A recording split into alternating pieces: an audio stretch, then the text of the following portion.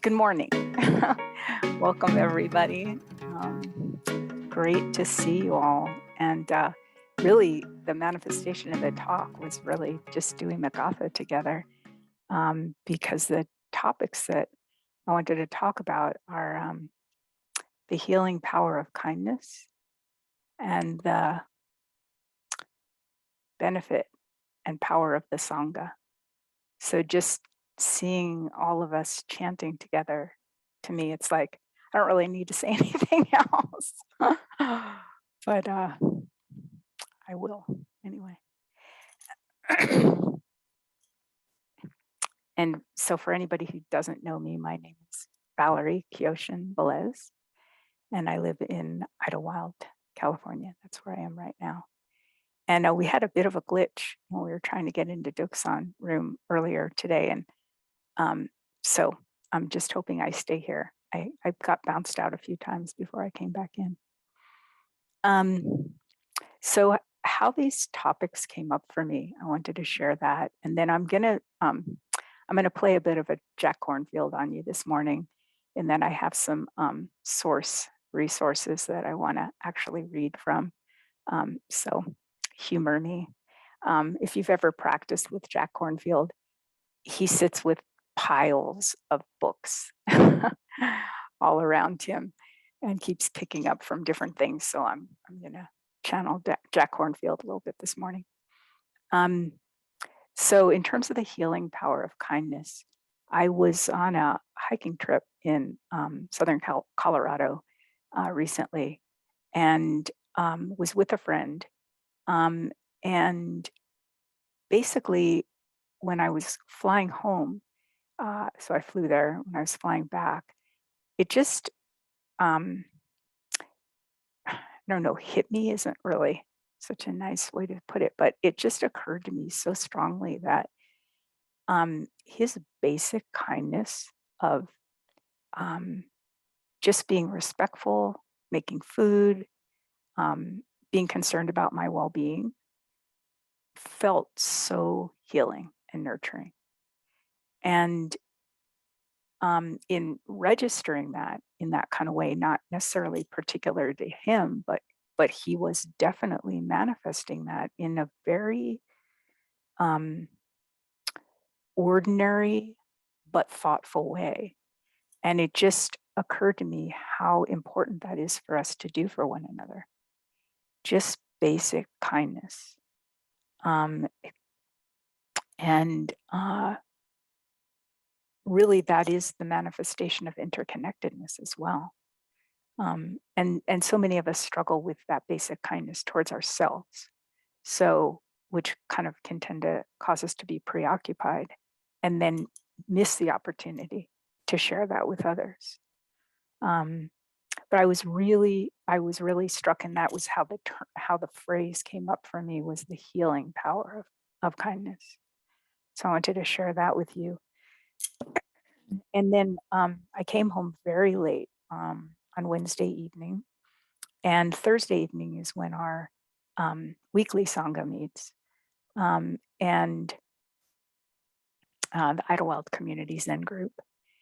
And it was a very tumultuous day for me. I'm finding, I don't know about you, when you go away and reentry to home feels quite disorienting to me right now.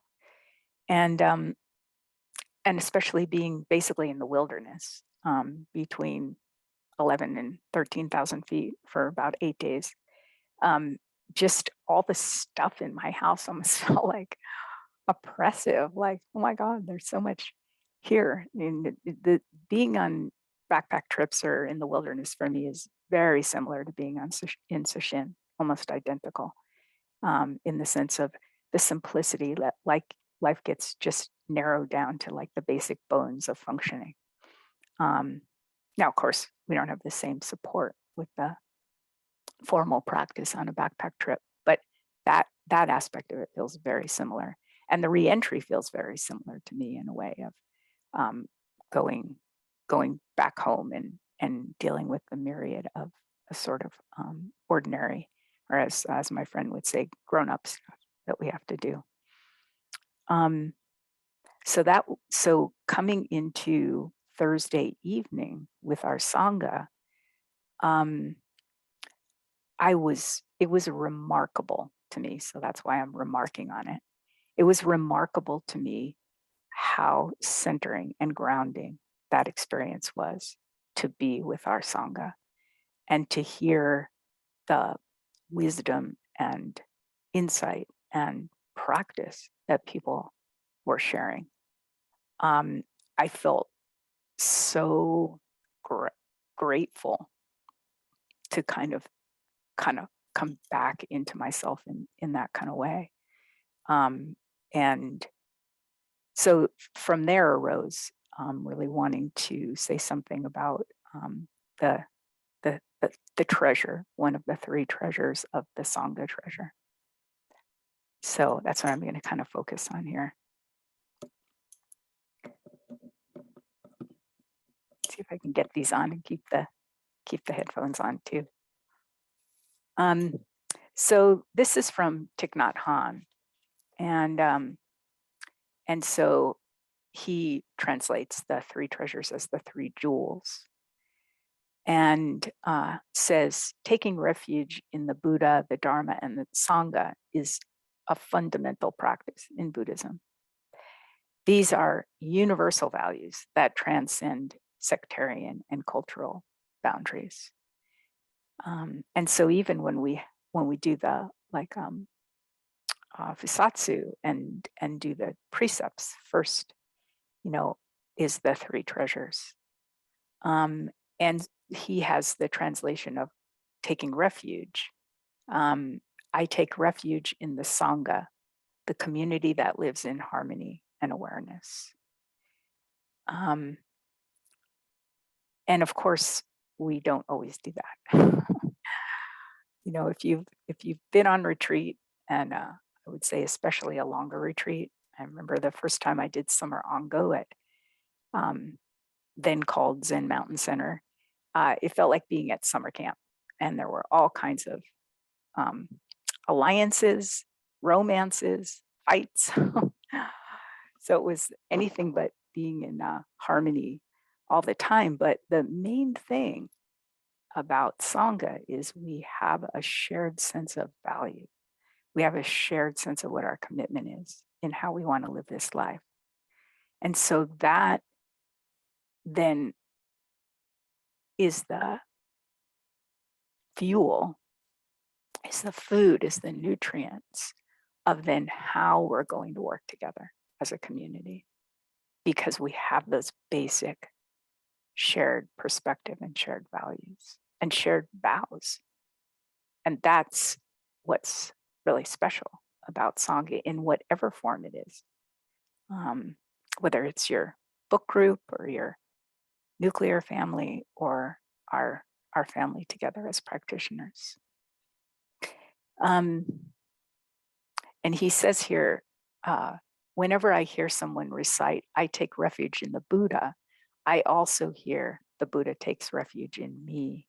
And I was very struck by this during Kokyo Roshi's Ascending the Mountain ceremony, for those of us who got to attend that.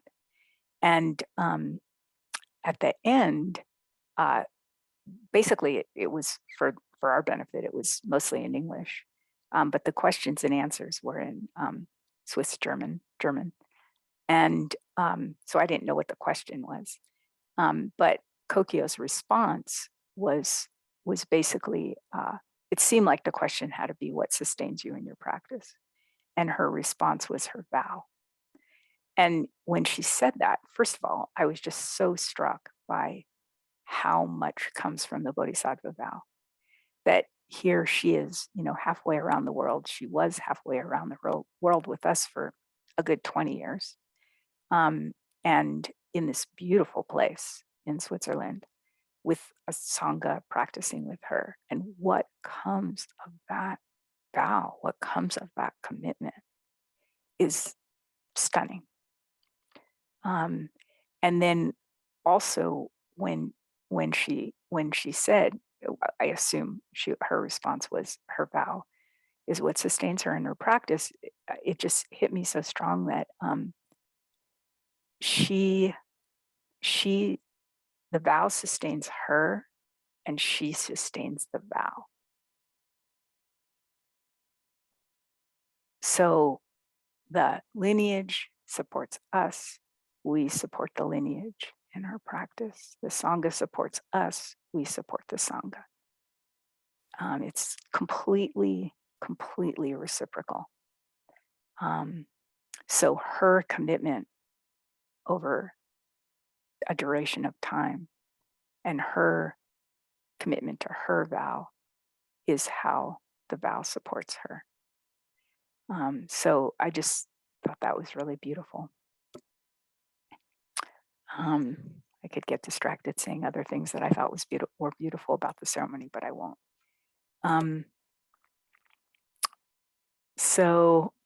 I wanted to share with you some excerpts of an article that was written by Norman Fisher. And if those of you don't know Norman Fisher, so his Zen name is Zoketsu. And he's a poet and a Soto Zen teacher in Suzuki Roshi's lineage. And his transmission teacher was Mel Weitzman, who our lineage had a relationship with too. He's passed on, but he was up at Zen Mountain Center in the past. Norman Fisher's most recent book is from 2021, and the title is "When You Greet Me, I Bow." Just in case you're interested. And so this is, when I was looking up about the Sangha treasure, this is a story that comes up a lot, and you probably know it, but I'll read it to you anyway. Once the Buddha's disciple Ananda asked him about friendship. Ananda knew that having good and encouraging friends was very important for the path. He even wondered whether having good friends is half the path. So I think you know the punchline here. No, Ananda, the Buddha told him. Having good friends isn't half of the holy life. Having good friends is the whole of the holy life. So Norman Fisher goes on to talk more about what does that really mean.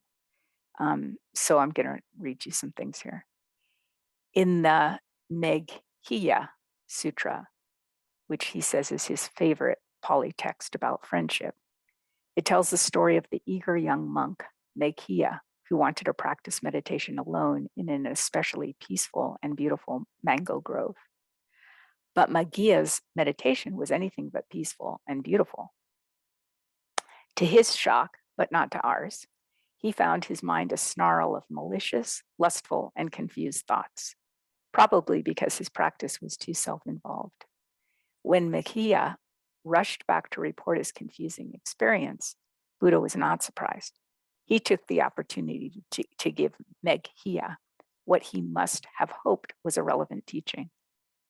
This is quoting the Buddha.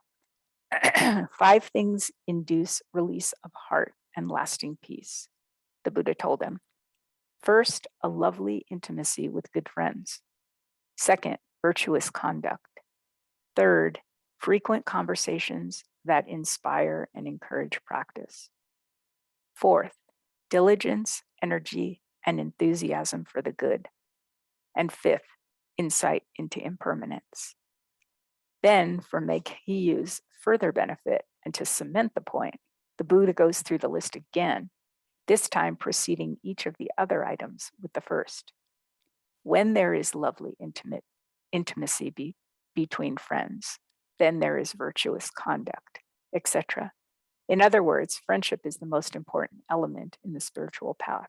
Everything else naturally flows from it. So this is Norman Fisher's, his comment on that. And a term that we don't really use in Zen, but my exposure when I went through the UCLA mindfulness program, because the teachers have Vipassana backgrounds, they do use this term a lot, which is Kalyana Mitra, and which is translated basically as spiritual friend. And Kalyana means good, true, virtuous, upright, and beneficial.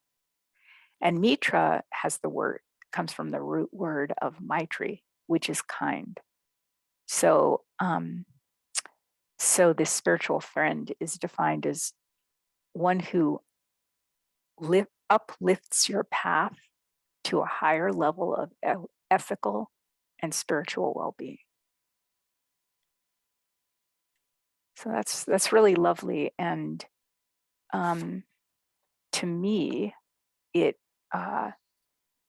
is not limited to the context of what we would think of as just the Buddhist Sangha.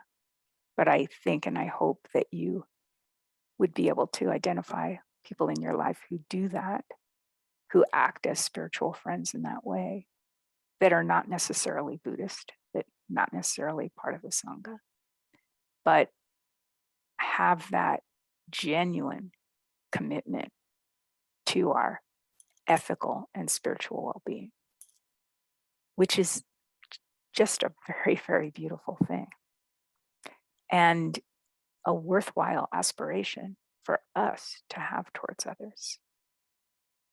That's the kind of kindness that we're trying to manifest, and not in any kind of overt proselytizing way, but in a very profound way of really considering the ethical and spiritual well-being of ourselves and others.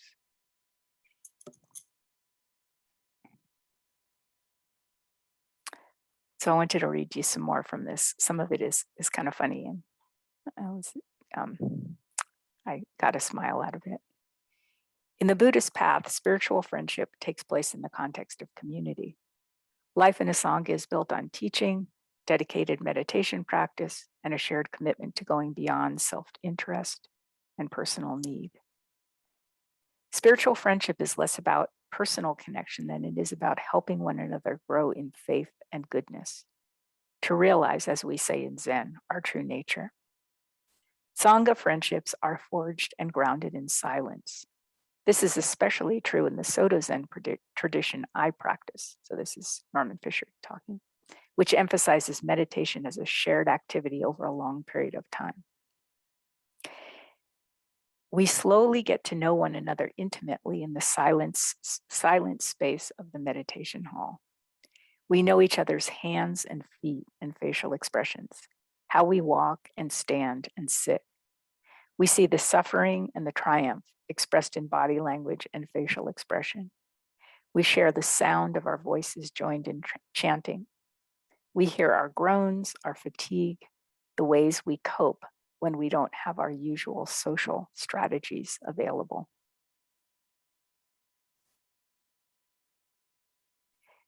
Often the most unlikely people show up in Buddhist communities. This is true. People who under ordinary circumstances would never meet and spend weeks, maybe years together. Yet this disparate group of people manages to find harmony, commonality, and deep mutual appreciation despite their differences. They come to share something more fundamental than their interests and affinities. And that is just so true in my experience. When in our Idlewild Community Zen Sangha, it was founded by myself and two other women, and one of whom was my best friend in Idlewild at the time, and she died of pancreatic cancer in 2014. And one of the things that the other person that founded the group with us said is that when we went to do kinhin together after Sabrina had passed, she was saying, I just remember Bina's feet in front of me doing slow kinhin. You know, that kind of intimacy that we have with one another in that context that, you know, obviously is beyond words. And it is intimate.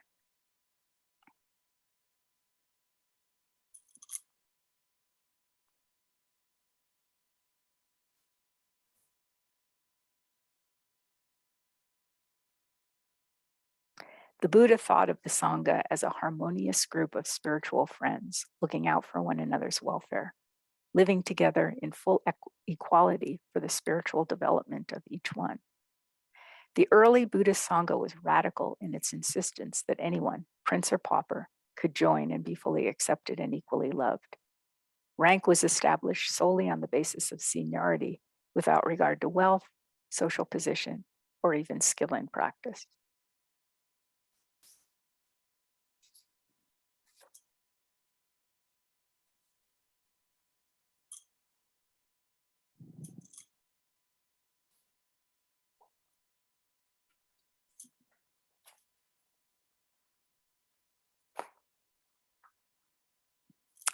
So I share all of this um, in for the point of encouraging us to really appreciate. Sorry, that'll stop in a minute. Um, the treasure of the Sangha, and as I think as soon as you lift up one thing, it's attached to everything else, right? So when we lift up the Sangha treasure, then we're lifting up the Buddha and the Dharma, because that's what informs this understanding of harmony um, and interrelatedness. Um, and um, I'm just thinking of a instruction I had initially in doing interview with people is seeing everyone in front of us as a Buddha, whether they know it or not. So this way in which we have the opportunity to practice in this container with one another is it's we have it in other parts of our lives, and it's important to recognize that. I know as a layperson and raising a family, I felt it was very important for me to recognize my nuclear family as my Sangha. And there is something particular, I guess that's a better word than anything else I can think of, to this particular container that we have as fellow practitioners, with this commitment to waking up and realizing the basic nature of our lives and having a commitment to doing that for one another. So it is a treasure. It is a precious jewel.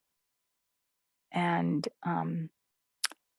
like I said, I was so struck by that when, in the busyness and kind of overwhelmedness of my day on Thursday, um, I came to our sitting group and I just felt like